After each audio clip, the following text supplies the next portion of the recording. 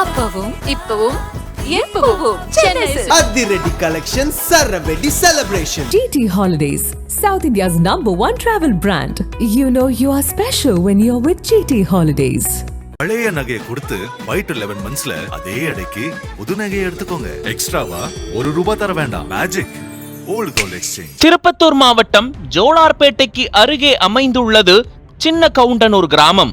இந்த பகுதியை சேர்ந்தவர் 38 வயதான அருள் பாண்டி. இவர் சொந்தமாக லாரி ஒன்றை வைத்து லோட் சப்ளை செய்யும் தொழிலை செய்து வருகிறார்.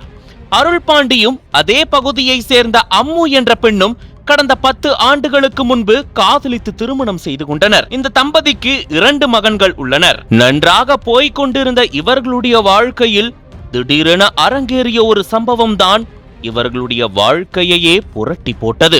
மனைவியும் குழந்தைகளும் தான் தன்னுடைய உலகம் என வாழ்ந்து வந்த அருள் பாண்டி திடீரென தடம் மாற தொடங்கினார்.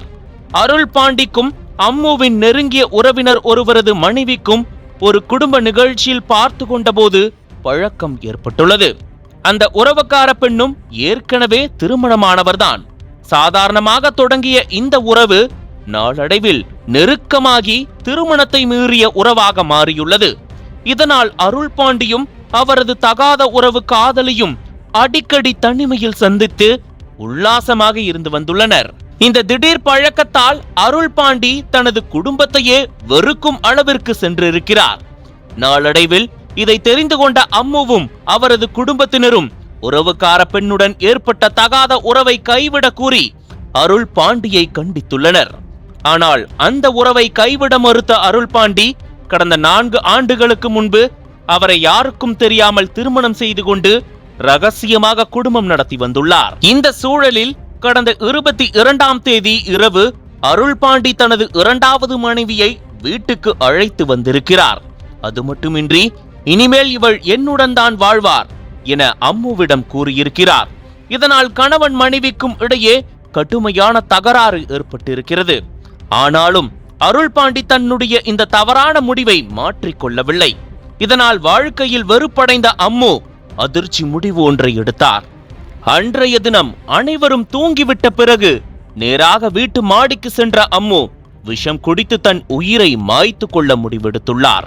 வெகு நேரமாகியும் அவர் கீழே வராததால் குடும்பத்தினர் மாடிக்கு சென்று பார்த்தபோது அம்மு விஷம் குடித்து மயங்கியது தெரிய வந்தது.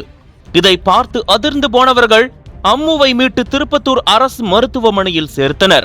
ஆனால் அவர் சிகிச்சை பலனின்றி பரிதாபமாக உயிரிழந்தார். இது குறித்து தகவல் அறிந்த ஜோலார்பேட்டை போலீசார் சம்பவ இடத்திற்கு சென்று சடலத்தை கைப்பற்றி பிரேத பரிசோதனைக்காக அனுப்பி வைத்தனர். மேலும் அம்முவின் தாயார் ஆனந்தி கொடுத்த புகாரின் பேரில் வழக்கு பதிந்து தற்கொலைக்கு காரணமான கணவன் அருண் பாண்டியை கைது செய்து சிறையில் அடைத்தனர். மேலும் தலைமறைவான பெண்ணை போலீசார் தீவிரமாக தேடி வருகின்றனர். இந்த சம்பவம் அப்பகுதியில் பெரும் பரபரப்பை ஏற்படுத்தியுள்ளது. அனல் பறக்கும் செய்திகளை அப்டேட் செய்து கொள்ள நக்கீரன் களத்தை இப்பவே சப்ஸ்கிரைப் பண்ணுங்க.